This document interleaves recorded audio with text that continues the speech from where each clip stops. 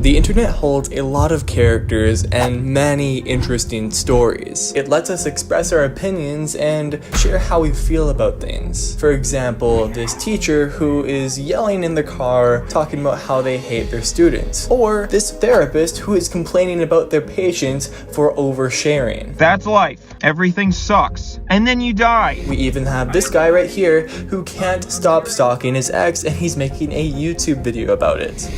Wait, oh.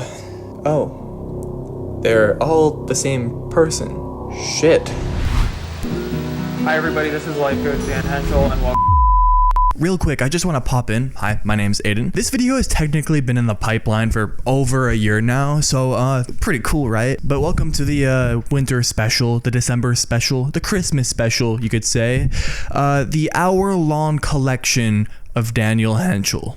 Voice crack. God damn it. We're also in the old bedroom right now. I don't know if you guys noticed. This is everything.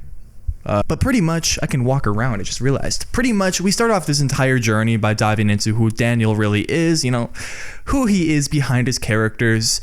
And then in the next part, we start diving into the lore of the characters, the entire story and narrative that he made. And then at the end, we got something a little special at the end. So stick around. By the way, with the lore, I still cannot believe how deep it goes. It's been a year and I still can't believe it. It's genuinely wild. But I mean, let's hop in. Daniel Hentschel is a creator that blew up on YouTube, TikTok, and Twitter of all things. But the weird thing is about all of that is he doesn't have a personality. Now, okay, that sounds weird.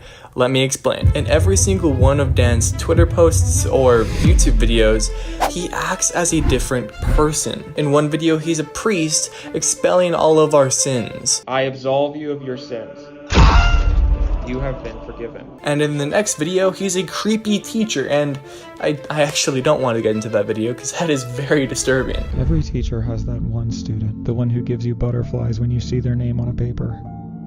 In every single one of Dan's characters, they have like a screw loose, like they're going through something. I mean, look at this guy, he's in agony. But in all honesty, I don't think this is just some entertainment facade. I think there's a deeper story here, and that's what I want to get into. But first, in order to do that, I need to dive into Daniel Hentschel's internet history. Hey everybody, I wanted to talk a little bit about my experience being cuffed. They're coming for me.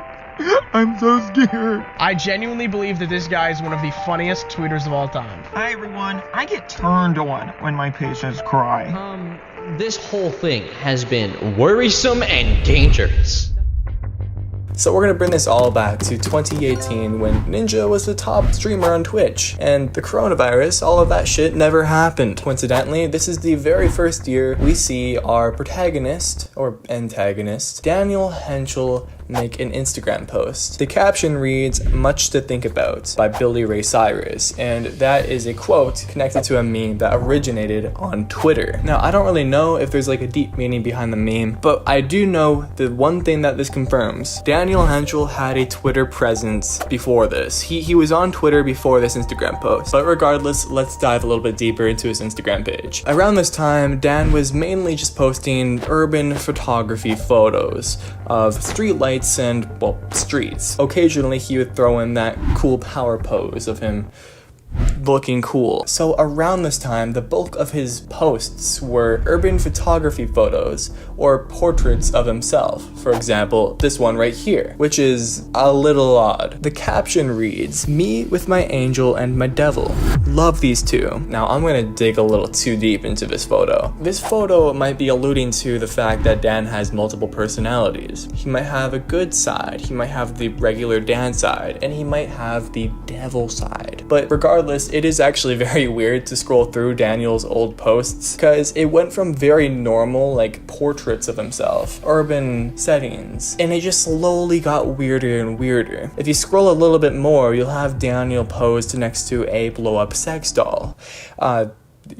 Then you scroll a little bit more and then you see supposedly Daniel's feet pointing upwards towards a floating fork with the caption reading, "Found it." A bit later, we start running into Daniel Hentschel's dark side. And this is around the time of 2020. Daniel Hentschel posted a photo of a family playing in a lake with the caption, "Watching this family from the bushes." Now, like I said, 2020 is around the time when he started to go off the rails. And here we actually run into the very first post that leads us off Instagram. This video of Daniel Hentschel playing with his pet rock.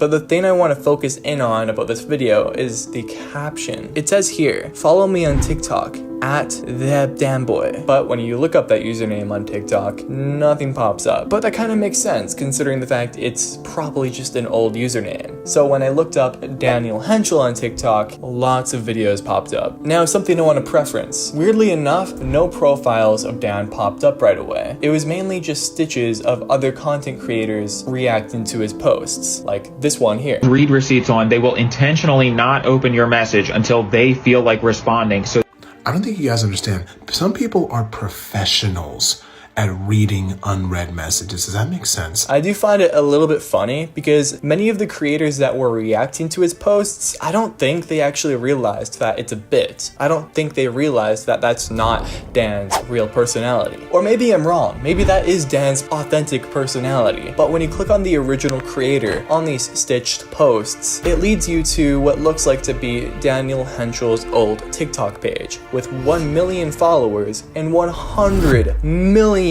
likes. How? That is more than my country's population. That is insanity. I need to make these videos. But I said old profile. It looks like Daniel Hentschel's TikTok account got suspended. And I guess I wouldn't really blame TikTok for suspending Daniel Hentschel because Hello everyone. In this video I'm going to talk a little bit about my experience in the military. Specifically the part that everybody asks me about all the time. It's probably the #1 question I get. Have I ended someone's life? The answer is yes. Now we're gonna go back to Instagram because there's not a lot of history of Daniel Hentschel on TikTok. It's mainly just the remnants of what used to be Daniel Hentschel. Now I want to go ahead and look for the very first post of Daniel, well, doing what he's mainly known for. Hi guys, so earlier this year I pretty publicly lost my job as a teacher. Beach ball, Mondo Gazungas that are loaded. Hey everybody, so recently we hired a 22-year-old girl at work. She's very hot. She is hotter than my wife. I am more attracted to her than my wife. I hired her partially because she is hot. The very first video I could find of Dan sharing his thoughts inside of a car was from November 28th, 2021. Here's a little message to everybody who loves Christmas and Santa Claus. And don't worry, you can show this to your children because I'm not gonna curse. Santa isn't real. The only fat fuck you can expect to hear from on Christmas Eve is your boss telling you to come work. This likely isn't the very first video that he's made in this format, but it's the earliest one that I could find. Around this time in 2021 was when Dan really started to dive deep into this form of content. Just got my booster. No, I'm just joking. I definitely recommend everybody get vaccinated. It's 100% totally safe, nothing to worry about at all. I did have a friend who got the vaccine and died, but I don't think that had anything to do with the vaccine itself. I hit him in the head with a shovel. But of course, Dan didn't really go viral on Instagram. He actually went viral on TikTok and, of all things, Twitter. I was avoiding folding laundry, as I usually do, when I came across this banger of a tweet from Dan. At the beach, where the hoes at?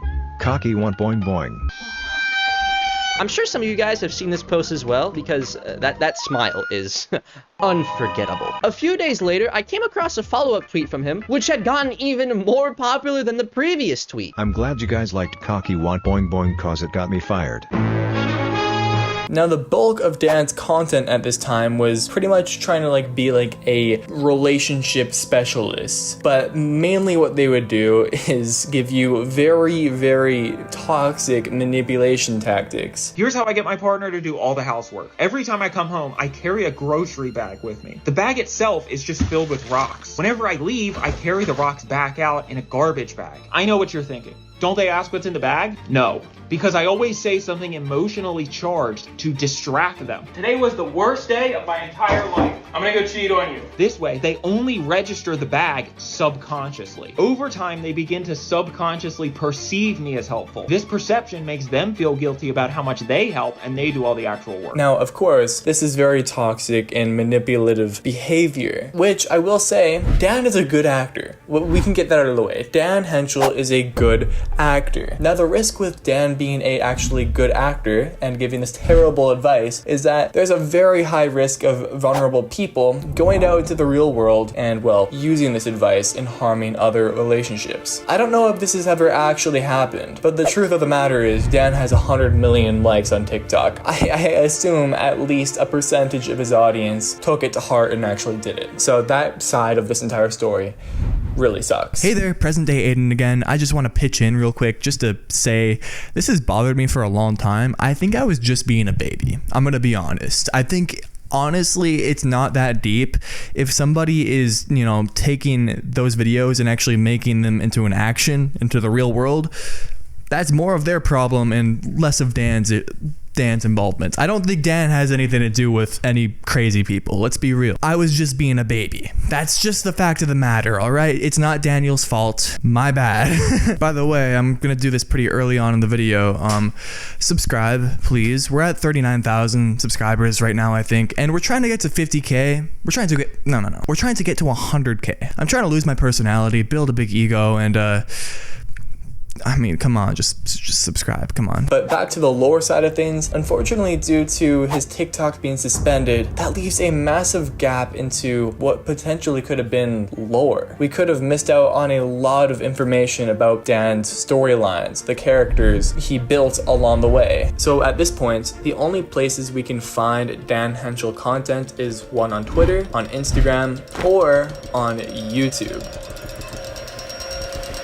October 5th. 2022. A therapist by the name of Daniel Hentschel posted a video to YouTube debunking what he believes to be major depression myths, which I'm going to be transparent with you, it's just all bad advice. Now let's get into the meat and the potatoes of this episode, which is debunking common depression myths. The first myth is you should exercise. Now, I have exercised a bunch of times and I have not exercised even more times. And what I can tell you about exercise is that in order to like it, you have to enjoy not liking it. And people are like, no, that's why it's so good. It's refreshing, you know, it's reinvigorating. Well, that's really nice and all, but we actually do have a name for that in the field of psychology. It's called masochism. But after that video, he breaks from character and uploads this video right here, a compilation of Daniel Hentschel's banned TikToks. And many of these banned TikToks, many of these videos were pretty much just giving advice for very manufactured tactics to manipulate relationships. Here's a little trick I use to make my partner love me more. Every once in a while, I open up the top part of the toilet and disconnect the chain that connects the plunger to the flushing lever. This essentially prevents the toilet from flushing. Then I wait for my partner to use the bathroom and discover the toilet's broken. When they tell me about it, I go take a look at it and just undo what I did before. Because using the bathroom is our most basic need and when we're at our most vulnerable, my fixing the toilet makes my partner's primitive brain perceive me as incredibly valuable and trustworthy. But all of a sudden, he jumps back into being a therapist and uploads this video on advice for seasonal depression. And I'm gonna be honest with you, I watched this entire video. I don't know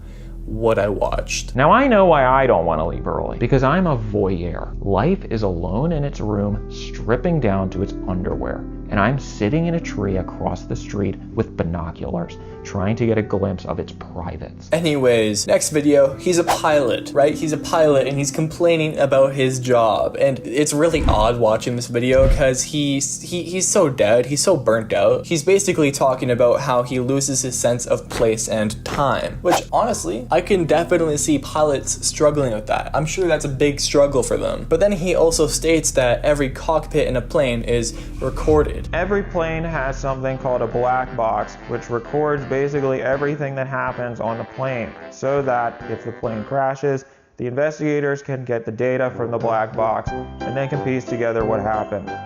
One of the things the black box records is audio from inside the cockpit.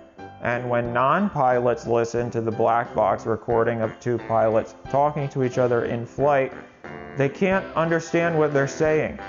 They're not talking to each other in any identifiable language that we know exists. Yeah, that must be truthful.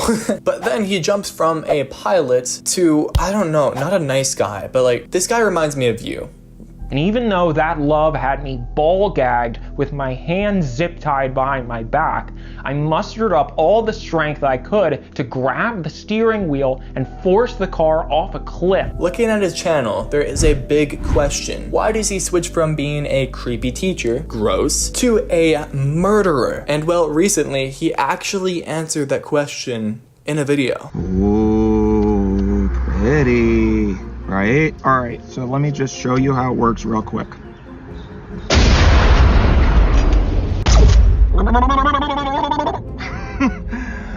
Hey, I'm a priest now! Okay! An orb. An orb! Basically, this orb allows me to travel through the multiverse. It's very, very difficult to explain, so I'm just gonna show you what happens when I do what I just did, basically. So I'm gonna do it to you. Does that make sense? All right, hold still, please.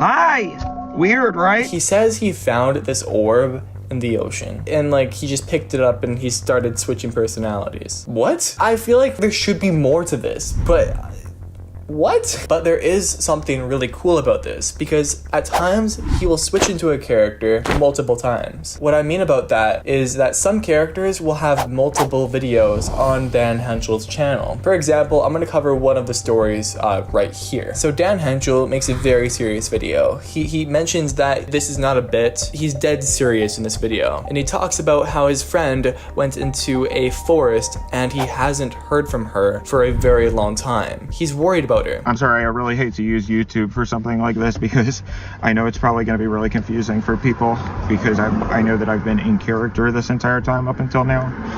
But basically, I have my friend Thursday morning went for a hike on Mount Baldy, which is in this Angeles National Forest, and I'm begging everybody to please not make like jokes about, you know, oh, the orb must have taken her, or you know, I know it's really like a boy who cried wolf situation, and I was always really scared that something like this was gonna happen. He's contacted park rangers and even the police, but no one has helped him. He ends the video off mentioning if he doesn't hear from her pretty soon, he'll have to take matters into his own hands and go into the forest to find her. I guess I don't really know what to do. I'm gonna keep you guys updated because I don't know what to do, but I think maybe I'm gonna try to go out there myself, I think.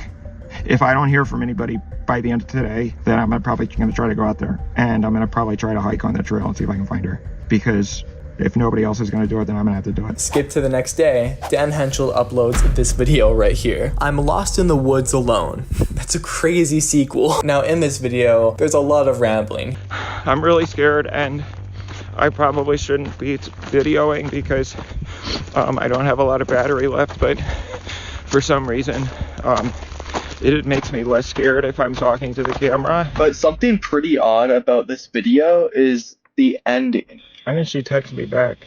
Do you think she ever even went hiking? Do you think she ever even went to Mount Baldy?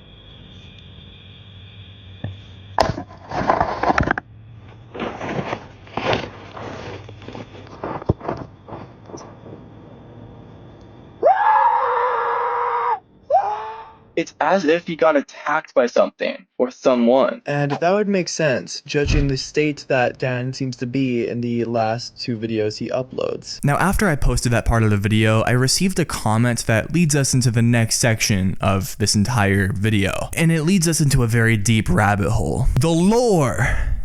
The lore! I realized I can scream in here. The lore! I've watched his videos for a very long time, back when he did TikToks checking the temperature in different CVS's. He's been in stand-up shows. One is uploaded on YouTube, I believe. The lore that he's created is insane, not to mention the fact that he has even made Instagram accounts for his side characters and populated them with photos that correspond to the YouTube vids he made later. Now, when I read this comment, I was dumbfounded to say the least. Not only did I miss the fact that Daniel used to do stand-up, but I also didn't realize that Dan made Instagram accounts for his side characters to correspond with his lore, which is why I'm here again. We're gonna do a deep dive into the true story behind Daniel Hentschel, where he talks about all the friends that he made along the way, or shall I say, the victims. We're going to begin this entire story on this Instagram page right here, named Randall Cracker. Reading through the posts on this account gives us the idea that the owner is likely a middle-aged man, sharing some of that middle-aged humor. My wife left me months ago. That's her over there. At this age, I need glasses. Wine glasses, that is. Randall also posted this photo of his wife right here, which we will later find out to be named Susan Cracker. But then, after all of that lightheartedness, we'll take a turn for the worst, with this photo of a revolver, with the caption, "I am not a good man." Now, looking at his Instagram account alone, there isn't any context clues on why Randall would post such a thing. But digging deep into Daniel Hentschel's YouTube catalog, we find something. This video here, titled "The Family That Ruined My Life," Part 1. Now, in the opening of this video, Dan mentions that he regrets making a tweet that he made that very day. Hi everybody. Oh God.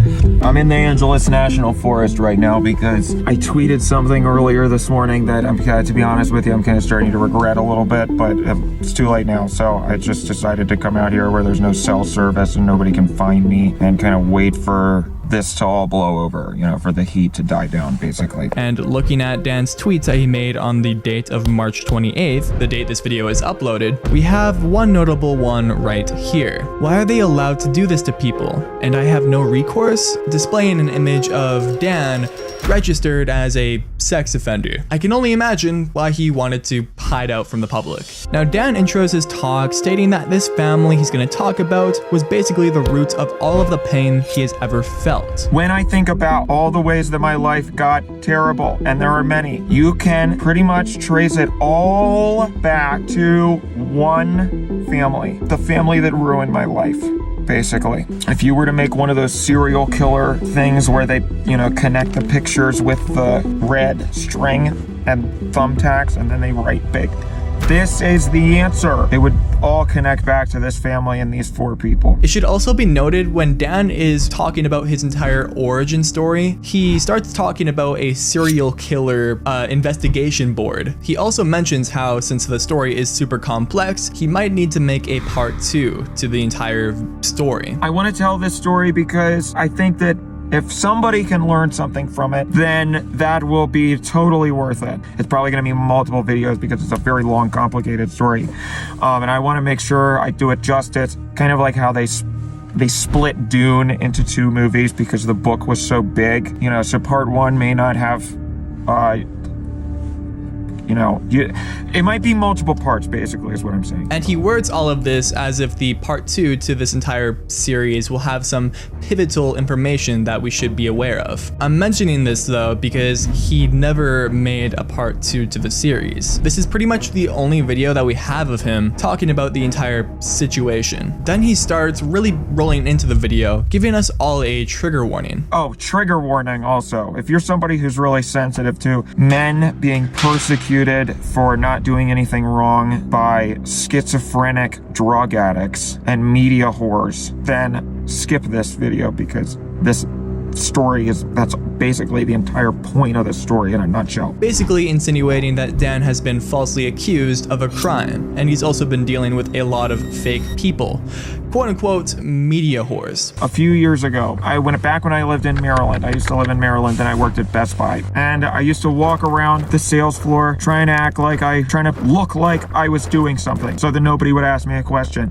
And if they did ask me a question, then I would just try to bullshit my way out of it long enough that they would eventually just do something else and get tired of what they wanted to ask me. Now this is where he mentions our first character, Randall. Basically, it was the people on the sales floor, and then back was the warehouse, which is where they put all the freaks. And one of the people who worked in the warehouse was named Randall Cracker. After some rambling, he begins talking about how he got to know Randall. And by the way, I'm sorry if there's any abrupt cuts. I'm trying to cut out all of Dan's side tangents that don't connect to the story, so Sorry about that. One day, because I hated this job so much, I started smoking. I had never smoked before, but I started smoking so that I would have an excuse to not work and go outside every half hour and smoke a cigarette, basically. So I used to put some marijuana in the cigarette and mix it around with the tobacco. And I would smoke them outside in front of the store. One day, I remember I was outside smoking and Randall was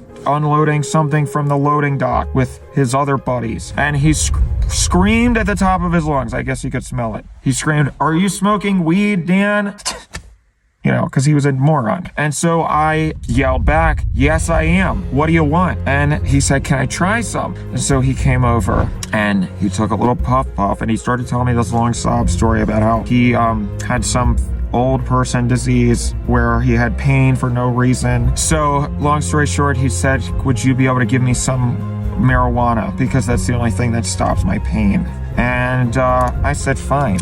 So we started to get into a routine where I would go over his house after work and, you know, we would do the deed. We wouldn't do, you know what I mean. One of these times that I went over his house, his wife was home. Dan begins detailing how he felt about Susan, how she kind of radiates bad vibes and comes across as an insane person, specifically referencing the woman who sparked the entire Kids Bop meme. My kids can't hear me calling you a bitch. Your window's open. They can't hear me because they're listening to Kids Bop. Her name was Susan Cracker. I'll never forget the first time I met her. I walked into the house and immediately it felt like I had walked into the Chernobyl reactor because it felt like she was emitting radiation. You could just feel how crazy she was. And sometimes I think that in a cosmic sort of way, when you meet somebody sort of like love at first sight, you feel that they're going to change your life in some way. This was a negative version of that. And again, I wish that I had listened to my gut, but I didn't because I thought I knew better. I should also probably pitch in for a second if it's not apparent yet. Dan's character is a huge narcissist. He doesn't care about anyone unless they benefit him. He believes every negative thing that happens in his life is the doing of others, not himself. And he's kind of what you would call a stereotypical Los Angeles rat or snake. I don't know what they call them. He's a clout chaser. That's what I'll call him. A couple of years pass. I stopped working at Best Buy. You know, Randall and I kind of keep in touch, but you know. And then the pandemic happens. Early March 2020. Everybody remembers this. I remember specifically that feeling the week that lockdown happened. And everybody thought they were going to die. And everything was closing and nobody was going anywhere. I remember seeing all that happen and thinking, this is the perfect time to move across the country like I have always wanted to do. I had always wanted to live in Los Angeles. Ever since I was a kid, I dreamed of being a famous movie director and a famous, Hollywood big shot. And I said, this is it. This is a sign from the universe that I need to do this pandemic. So I got on a plane and I immediately flew out to LA and I started my new life. And that if there's a positive to that story, that's why I'm sitting right here.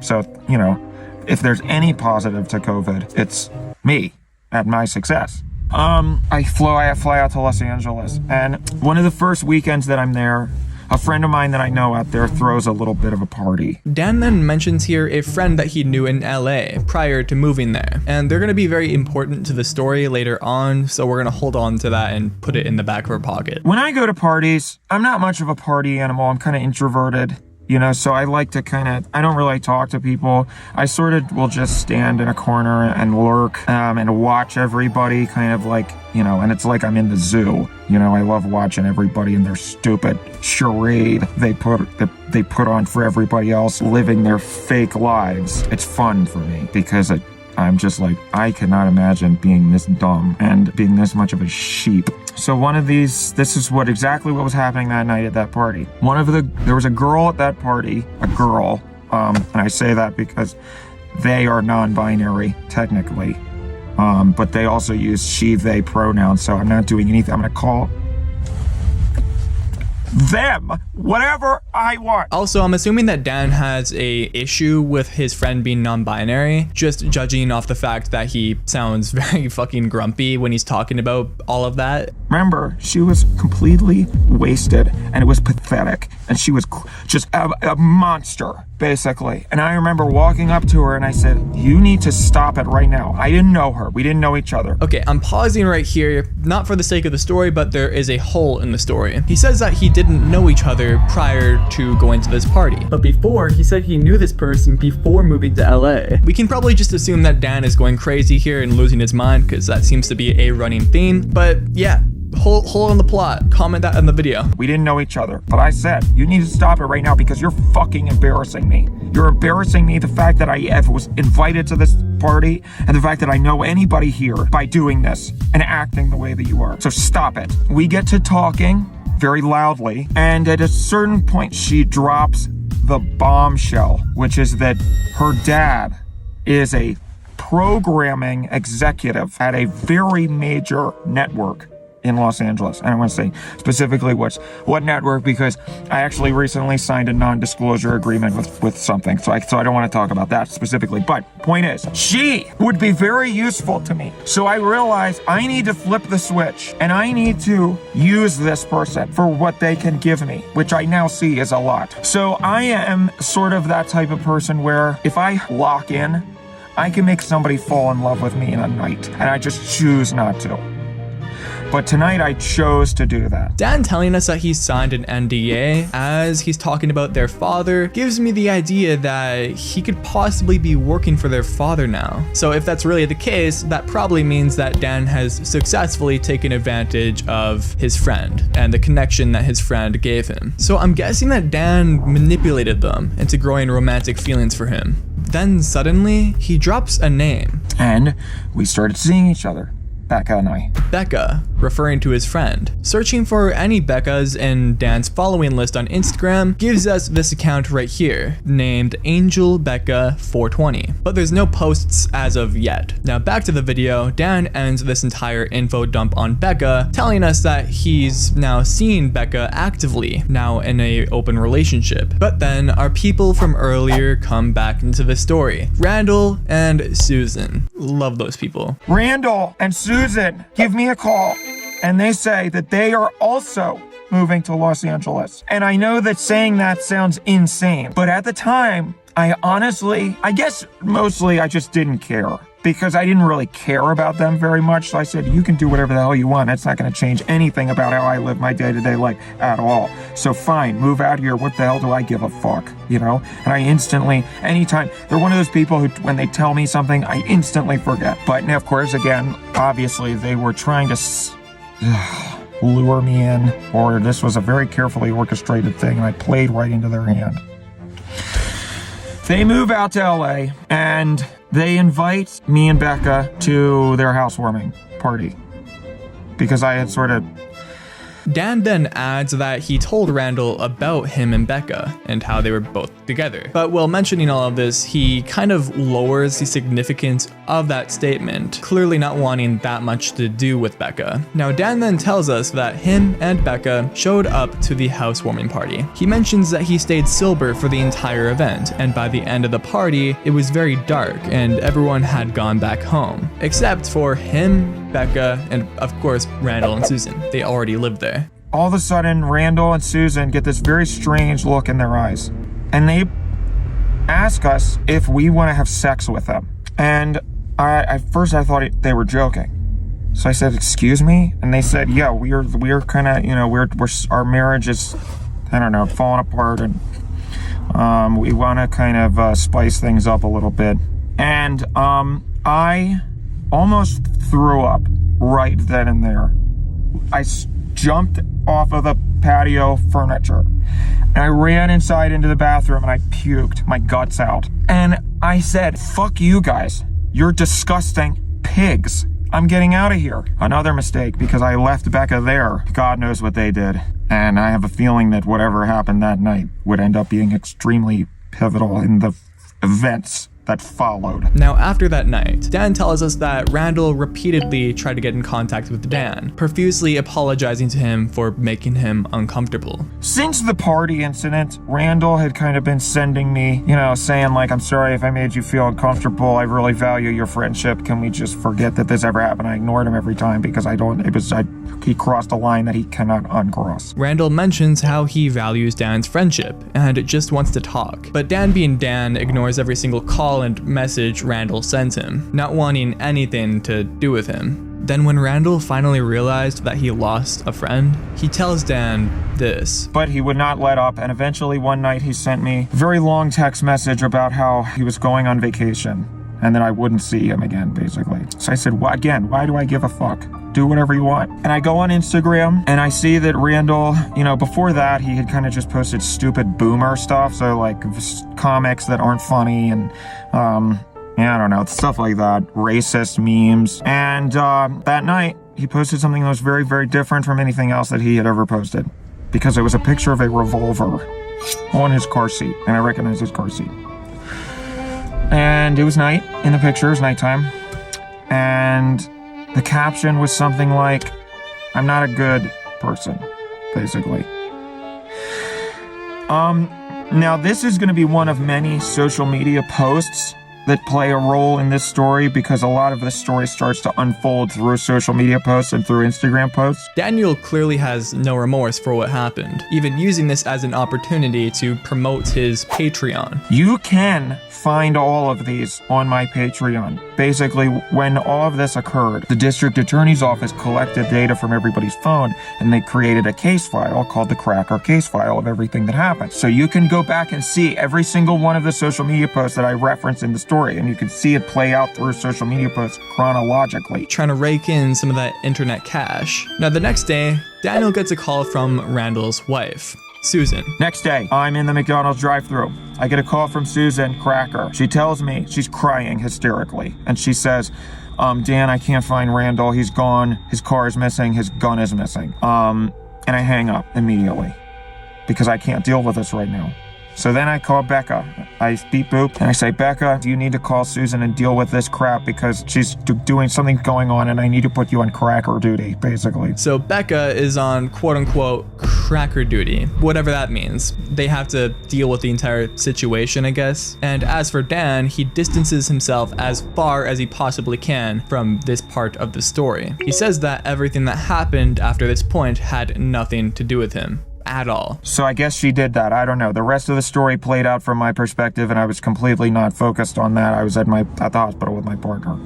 Maybe this is where I should leave off because this is kind of, God, again, it's such a long story. I don't know if it's gonna be 3 or 4 fucking videos, but we'll see. He ended the video off giving us the idea that he would make a part 2 to this entire story, but he never did. So we'll have to continue the entire story via Instagram posts. Now, like any loss, Susan was struggling. She started posting on Randall's account to try to get the word out that he was missing, posting missing posters of her husband and even a microwavable meal. I get it, we all mourn loss differently, that's understandable. The caption of this post reads like this: accepting that my husband is probably never coming back has been incredibly difficult. Randall made my life worth living, and without him, I can barely get out of bed, much less cook a meal for myself. When I am able to keep something down, Michelina's microwavable personal meals are perfect. I love the wheels on cheese, though I hesitate to say it like that because I have mostly forgotten what love is. Hashtag Michelina's, hashtag sponsored. Now this is kind of a smack in the face to anyone who had sympathy for Susan. I'm kinda understanding the crazy vibes Daniel was talking about.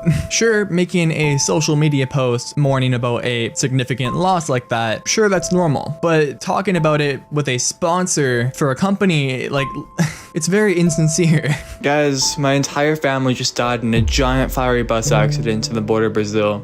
I'm really sad right now. Also, this entire video is sponsored by NordVPN. Dan mentioned earlier that Susan and Randall's marriage were kind of on the brink of failure. So it's possible that she could just be moving on very quickly. Regardless, I know for a fact that she isn't moving on completely, because a few days later, Susan made this post here. Kids, let's play 20 questions. Where was internet celebrity Dan Hentschel the night my husband disappeared? I believe the reason why Susan is now suspecting Dan of murdering, or at the very least making her husband go missing, is because of Dan rejecting their sexual offers. Now, this strategy of Susan targeting Dan publicly got his attention, because I'm assuming Dan A didn't want to lose any followers, but I'm also thinking that he didn't want to lose the deal that he may or may not have signed with Becca's father. Believe it or not, murder allegations don't really mix well with social media. So then Dan began threatening Susan privately, leading Susan to put Dan on blast and post this right here. Pick up the phone! If you don't pick up this phone, it'll be the last chance you get to pick up anything again. Fearing for my life, deranged maniac Dan Hentschel. Then the next day, a missing poster for Susan Cracker was posted onto the account. Detectives from Los Angeles County Sheriff's Department are seeking assistance locating missing person Susan Cracker. The two images on the right were posted to Susan's Facebook between 3:30 and 4 p.m. They appear to be taken from the trunk of a car, with hair believed to be Susan's. Authorities are looking for assistance to identify the unknown male in this photo, who is believed to be responsible for her disappearance. Then we have another post to the Instagram. Dan Hentschel police interview transcript released. How is this not enough for an arrest? And it reads like this. So the voicemail. Would you agree you sound pretty upset? I mean, I don't know. Yeah, I mean, at the time, I was pretty upset. Yeah, fine. But you have to understand, I was reacting to her saying, did you see what she had been posting on social media? What was she posting? She had spent the whole day, and like weeks before that, well, okay. Specifically what set me off in that voicemail was the post where she had said like, Dan Hentschel. Where was Dan Hentschel the night my husband was killed? Why can't he say where he was? Basically insinuating I had done something. Killed? What? Sorry, it's just, you said the night her husband was killed. You're talking about her husband that went missing? Missing. Fine, whatever. Did I say that? I mean, if you want to get into semantics, if you were to pick apart my words, fine. Sorry, I'm nervous. I don't normally have people breathing down my neck like this. I'm probably gonna say a couple things wrong. We're just talking. You are free to leave at any time you like. We don't want to make you uncomfortable. If we're making you uncomfortable, you're free to leave. We'll step out, we can take a break, if that's what you want. Now, clearly by the looks of this transcript, Dan is on the edge of a breakdown. He even makes a slip up referring to her husband as dead or killed, pretty much telling us that Dan probably knows a little bit more than we know. Now, the next post on this account is a video of Dan Hentschel that is now deleted, addressing all of the hot water that he found himself in. I have worked so hard to get to where I am right now, and I feel like my career is about to explode. So the idea that that would get ruined for me over some random woman, I mean, I don't mean to say it like that, but you know what I mean? But obviously not admitting guilt, at least not verbally, because Dan deleted the post. That's kind of an admission of guilt. Then after that, we get another post. Another day from inaction of the LAPD, and no consequences for the con artist Dan Hentschel. Now, a big question right now is who could possibly be creating these posts? Randall is dead, and Susan is missing. But luckily, the next post is going to answer our question. A statement from Randy Jr. from the Cracker Foundation. I never thought I'd have to imagine a world without my parents. It's shaken me to my core. So I want to apologize sincerely for any posts from this account that I didn't quite think through in the midst of my grief. In partnership with Viral Vista Media, we're happy to announce the Cracker Foundation, a non-profit organization dedicated to raising awareness about Sue and Randall's disappearance, so we can bring them home. In addition to other relevant topics Sue and Randall would have enjoyed, we look forward to bring a bright future. Now let's find my parents. Randall Jr. So their son is now running the Instagram page. Now something to note is that Randy partnered with a media group called Viral Vista Media, but searching for that specific name led me to nothing. I didn't find anything, but that didn't stop me. I did a little bit more sleuthing around the internet and came across this page right here called Vivid Viral Media Group. This page has 2 posts, and both of these posts seem to be photo shoots. One specifically for a fast food chain called Carl's Jr., which legally, I think I have to say this, they are not affiliated with the story. But this is gonna explain why later on in the story we start seeing Carl's Jr. sponsored posts on the Crackers Instagram page. Now back to Randall's account, the next few posts read like this. The last thing Sue Cracker said before she disappeared. I'll be right back. A handsome Randall Jr. graduating high school. Randy Jr. in action on the field. And then we get this right here. Monster Angus Thick Burger. Randall's order at his favorite restaurant, Carl's Jr. It's pretty odd how this post is on a page for spreading awareness to Randy's missing parents, which is why I actually don't think Randy chose personally to sponsor these posts. Instead, I actually think that this is his media agency pushing these sponsorships onto Randy. Whether that benefits him or not is still up to debate. He might have just signed a really crappy deal, but regardless, it's all just a little bit odd. Now the next post is where things start to pick up a lot more. Randall's body has been found in Angeles National Forest. The LAPD have positively identified human remains found off Azillo, Canton Road as Randall Cracker Sr. This is a very sad day for our family as we await further details. Randy Jr. with a small Carl's Jr. tag over top of this very sad post. But it seems like that little small tag didn't convert to enough sales for Carl's Jr. because this is their next post. Randall's injuries were self-inflicted. An autopsy by Los Angeles medical examiner has determined Randall's injuries were self-inflicted. We are devastated to learn about the discovery of Randall's body and apparent cause of death. As our family processes the immense loss of a beloved husband and father, we are excited to try the new salted caramel pretzel shake from Carl's Jr. Okay, the paid advertising is getting a bit much now. We got some really tragic news and they're like, oh yeah, buy the shake. It's a lot. So for the sake of the story, I'm just gonna try to ignore it. But then suddenly we get a bombshell of a post from Randall's Instagram and also Vivid Viral Media's account as well. Missing. Have you seen him? Randall Cracker Jr. And the media group that Randall signed to made a statement on him going missing. A client of ours sadly has gone missing. Not our most creative work, but missing posters favor function over fashion. Now back to Randall's account, we get this update on the investigation. Rebecca Jankowiski has confessed to triple homicide. Jankowiski was taken into custody after confessing to kidnapping and murdering the 3 missing Cracker family members Saturday morning. Still waiting on more details. It's really ramping up now. Then on September 11th, we get a bombshell leaked. Dan Hentschel's full letter to Judge Norbert in support of Rebecca Jankowiski. My name is Daniel Hentschel, though I'm sure I need no introduction. Even if you don't recognize my name, you would likely recognize my face. I am writing this letter on behalf of my friend, Rebecca Jankowiski. As the highest profile person who knows Becca, I feel it is my civic duty to advocate for her in light of her recent confession to the 3 Cracker murders. Becca was one of my first friends in Los Angeles. We met at a party, during which everyone was consuming drugs and alcohol, except me. She saw that I wasn't enjoying myself amongst the ruckus, and though she was heavily inebriated by several substances, she still had the cognitive ability to understand the social dynamics of the situation, which I found to be an impressive testament to her character. She has always been a friend to me when I needed it the most. One evening, I was upset by a comment on social media someone had left me where they accused me of not being funny. She was quick to distract me by asking if I knew anywhere she could buy a unregistered gun. This completely took my mind off my own situation, despite the fact that she probably didn't even know I was upset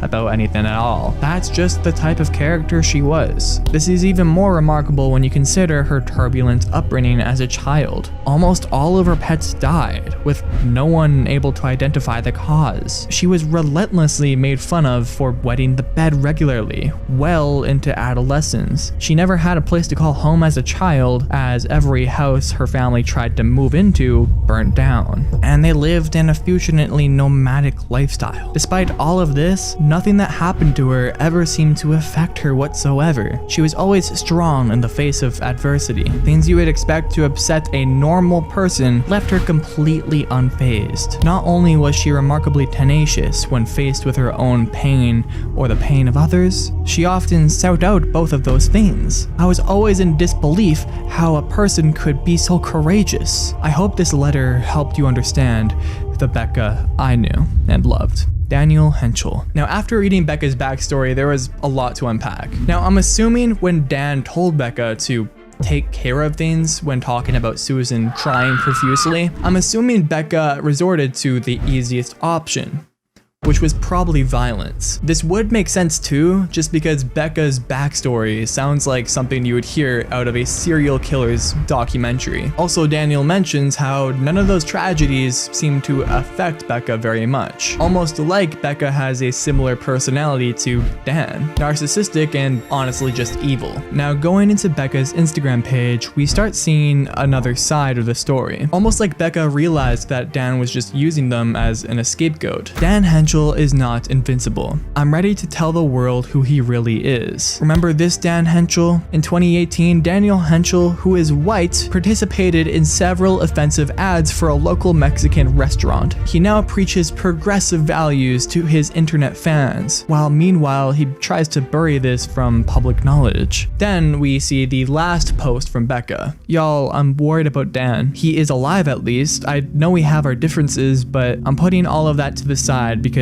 I wouldn't want to see even my worst enemy suffer like he is. I know him and I can feel something is wrong, but he won't talk to me. Please let him know that he is cared about, and at the end of the days, that's all that matters. Now, after this post, back on Randall's account, we see this. Becca has been given the death penalty. The jury reached their unanimous verdict in 2 hours. It will be the first time the death penalty has been used in California since 2006 and requires a special constitutional exemption from Governor Gavin Newsom. And well, it's Instagram, so we can see the accounts that liked this post. And one of the accounts that liked this post stands out quite a bit. Here we have Roger. Looking at their posts gives us the idea that they are probably a Silicon Valley worker, I guess. Not getting involved with drama. I left LA for a reason. In San Francisco, making the future happen and not worried about my past. Then the post after this, we have a conversation between Roger and Dan. I knew you were a sick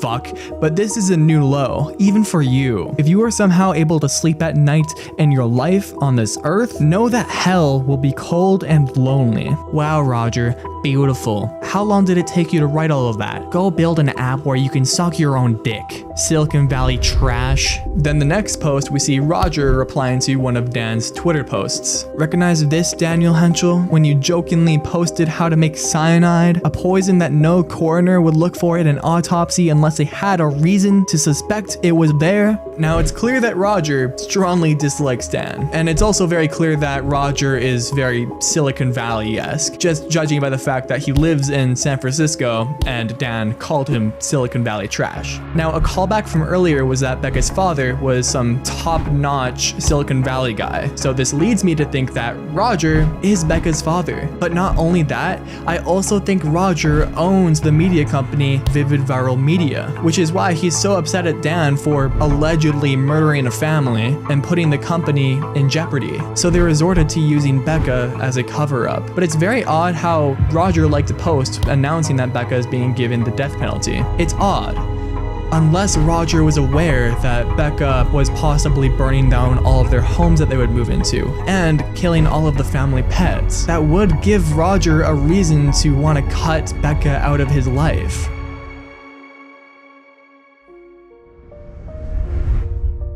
Now things are beginning to look up for the family, as Susan Cracker was found alive, announced by this Instagram post right here. But the next post is a bit grim. Susan Cracker has been in a coma since she was discovered alive last week. As there is no remaining family members to decide, we want to know your thoughts. Should we mercifully end her suffering, or wait around to see if she improves? And looking at the comments, people seem to not really like Susan. Majority of them wanting her to be euthanized, and a small select few wanting to keep her alive for the sake of her suffering more. That's crazy. Now, before Becca gets given the death penalty, the Cracker Foundation makes this post here, announcing that Becca is releasing a memoir on their involvement in the Cracker case, possibly the true story behind it all, adding that Daniel Hentschel is very worried about this memoir's release. It all eventually comes crashing down with this now deleted video of Daniel Hentschel getting into a car, driving for around 20 minutes, not saying a word. He eventually parks somewhere and pulls out an axe and leaves his car for a few minutes.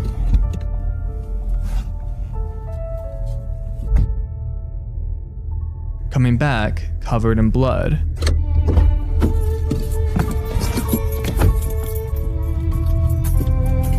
So, did Dan really do it? Yes. Yes, he did. I told you, the lore is insane. You cannot deny it. A year later, and I'm still flabbergasted by it. It's genuinely shocking how deep and how intricate that entire story had, got. Instagram accounts, you know, fucking Randall Cracker, what was the other one? Carl's Jr.? Like, come on. That's kind of wild. It's like this every time I start writing a script for a video, and it gets deep, then it gets deeper, and it keeps getting deeper, and it never ends. And this was no exception. This was a good example of it. If you love Daniel or hate him, there's one thing that worries me. He's been gone. For the past 4 months, Daniel Hentschel has been missing from the internet. Where did my boy go? What happened to him? Did somebody steal him? If you've seen his videos, him disappearing is a little concerning. Where did he go? Why does he look like he's in such a weird room? That's definitely that's for sure a hotel room. Yeah, look at the door back there. Is that we spend every waking moment of our lives forced to ask ourselves in agony why we exist. Just a reminder, this is the last sighting that we have had of Daniel Hentschel. He's disappeared after this, alright? He's gone. Dead. Anyways, he's been MIA, missing in action. He's been gone for a very long time. Until, not too long ago, he just released a short film, a movie, a beautiful little picture for us to really dive into. And when I watched it, I'll show you a clip from that. What is going on with this creature? Okay, some piercing eyes right here. Fuck. I was very much analyzing the photo, trying to see if I could spot anything, and that really freaks me out, man. That freaks me out. I did not like that. When I was watching this film, I was having trouble really picking together the story until I realized you really had to analyze it and really try to think about what was happening in those shots. L-O-R-E. Lore. There is so much lore. There's a little bit of lore. I haven't really exactly torn it apart yet, but I have an idea of what is happening, and I have my own little theory of what happened in the film. So let's dive into that. By the way, please subscribe to the channel. I'm really begging you. We're at 38K right now, and I'm trying to get to the 50K mark where you lose your personality, so I would really appreciate it if you subscribe, so thank you. What are we looking at right now? Is this television static? I'm not really sure. This is a beach. Okay. Hi there. I gotta say right now, every single one of these shots, it's just something very, very unique. I thought this was gonna be like a regular ass cloud looking into the sky. No, it's a fucking MacBook background or something. Straight out of the back rooms. Right out of the back rooms. Ripped directly from the back rooms. What kind of motel is this? I'm really loving the liminal vibe that we get here. I don't want to go to this hotel because it probably smells, but I like it. Okay. Somebody has definitely died in that room. There's the body. Yep. There's the body. That is a dead body right there. What if I were to give you some names and then you could tell me just yes or no if they were there that day? Is there anybody who works there who has worked there since July 4th, 2009 and might be able to tell me if they remember seeing a specific person there that day? He's looking for his sister. His sister has gone missing and he's looking for his sister. That makes sense. Hello? We have figured out the entire narrative of this entire film. We've got My little sister went missing on the beach very close to your hotel. You're not familiar with this case at all? I did not pre-watch this at all. That was just a coincidence. All right, little sister has gone missing on the beach. Man, that is such an unearthly shot. Hello? Hello? Hey there. Is he taking selfies? Like... Hello? Hello? Hello? Hello?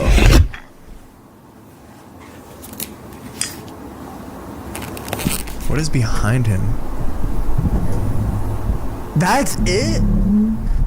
That he didn't find the sister. That's it? What the fuck? Oh my god, we have to like decode this then. So that was a pretty good film, right? I think it was pretty good. I liked it, you loved it, it was amazing, and overall, I have some thoughts on it. The film opens with a dark silhouette of Daniel's supposed sister with a phone ringing in the background. But then, we see a glimpse of Daniel's aggressiveness. His very abrupt, scary nature, you could say. Clearly, he's not well, as he grabs the photo of his sister and crumples it up in a very aggressive tone.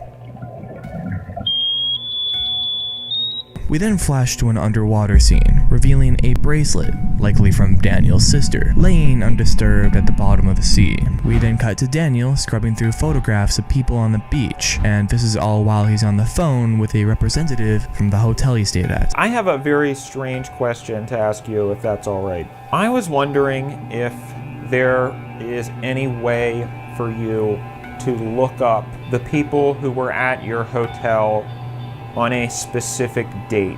My little sister went missing on the beach very close to your hotel. You're not familiar with this case at all? Okay, well it was in the news a bunch at the time. Yeah, the police basically said that she drowned. Apparently there was a riptide that day or something of that nature. And we were never really satisfied with that explanation. So we see Daniel scrubbing through a bunch of photos of beaches, and at a certain point he turns and looks at the storefronts. Now this gives us a lot of insights onto what's really happening here, where this is located. I noticed a small local store called Ocean Waves, and using that name helped me narrow down to a specific city and state to where this is really happening at. Ocean City, Maryland. That is our prime culprit. People typically call this like a beautiful resort city. I mean, Ocean City, it sounds kind of nice, right? Well, apparently not, because Daniel's sister went missing here. Spooky. Daniel mentions that he found a photo of his sister in the pool. And so, long story short, I found a photo of her online in your hotel's pool. Are you sure you don't remember this? Because I've called a couple times. And he also mentions that the police haven't been exactly very useful to him. Yes, well, like I said, the police honestly have been completely useless. Every time I bring this up, they just say, you should go to counseling. I'm sorry, I don't mean to go on and on, but I'm just suggesting that he gets a counselor instead. Obviously, kind of showing that he's not exactly well. By the way, I hope you like my glasses. I got them on Black Friday. They look fucking weird. Now, I'm not totally sure where this photo is that he found. Probably just somewhere on Google. I even tried looking through the reviews of the specific hotel that we found, which, by the way, we do find later in the video, and there's no photo, no review really from Daniel, which I was kind of hoping for. That would have been kind of cool, but I haven't found one just yet, at least, and there might be one. But it's obvious that Dan thinks that there's a lot more to this story that meets the eye, as he continues his investigation looking through YouTube live streams of security footage in the area. I understand that, I know, and I guess I'm just asking for your help, one human being to another.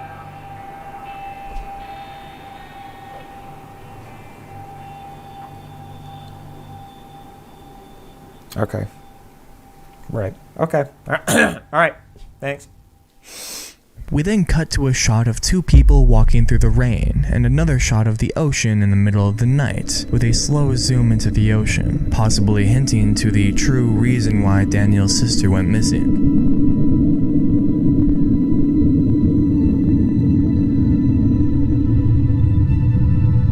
Continuing onwards to a quick moving camera underneath the water.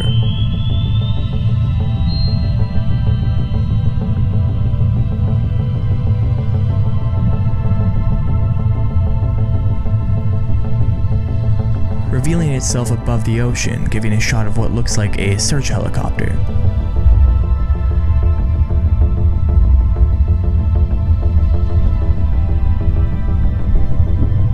Then we cut to a shot of inside of the hotel, showing us a full view of the building, revealing us which hotel this really is. The Princess Royal Oceanfront. Is that it? Is that it? Princess Royal Oceanfront. Yep, that's it. Princess Royal Oceanfront Resort.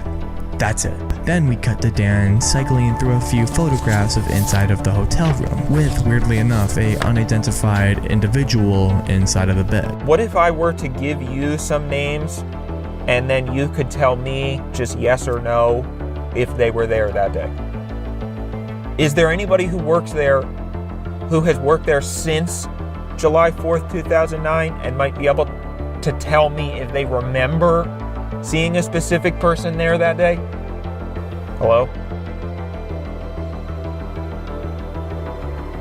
Hello?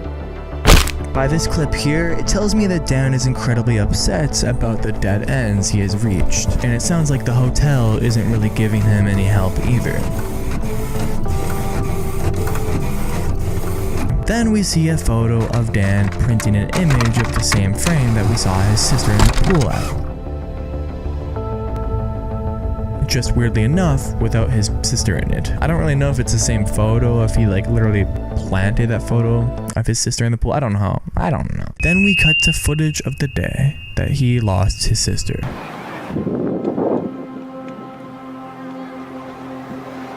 Looking like a bright, fun, sunny day, then we start seeing videos under rough waters. Cutting to a dark ocean in the middle of the night, with flashlights frantically searching in the ocean.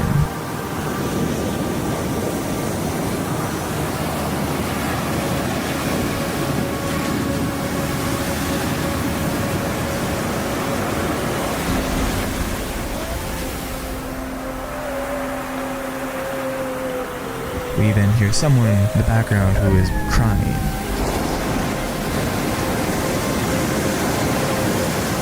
Then we cut to the ocean we once saw in the summer. Now to winter, cold, likely January, silent, feeling an absence of something off. Then we end off with one final shot of two individuals, definitely family, one flipping off the other in a very funny tone and then throwing snowballs at each other. We don't really know who these people are, if this is Dan and his family or if these are strangers by the ocean who are unaware of the tragedy that happened there. Not exactly any definitive answers. What's even more sad though is that we hear Daniel repeating himself, saying hello without an answer, speaking into a futile void that will never really give him an answer. No closure. Losing a loved one to riptides or any natural accidents would leave anyone broken.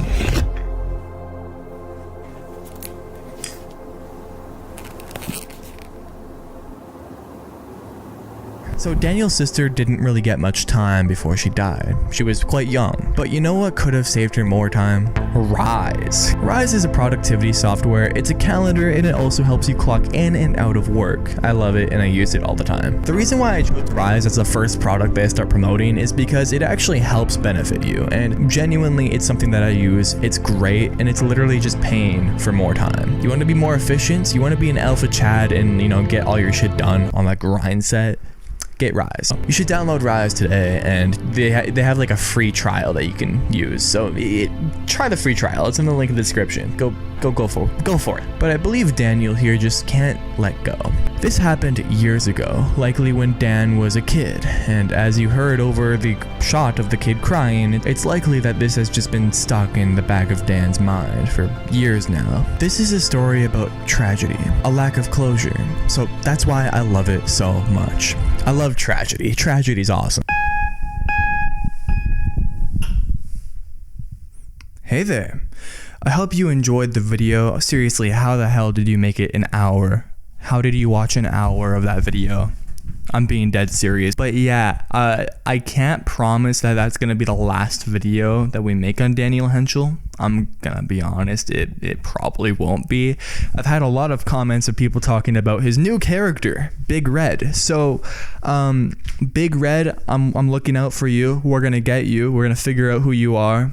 FYI, I have not dived into that just yet. 2026. Look out for that. We're gonna be posting a little wrap-up video, and we're gonna see what's really coming for the next year of this entire channel. We might be quitting. It might be over. I'm joking. We'll see what happens. All right, 2026. Look out for that video. Put that in your calendar. You don't care about the new year. You don't care about your resolutions. You care about the video that comes out on the 1st of January. So look out for that.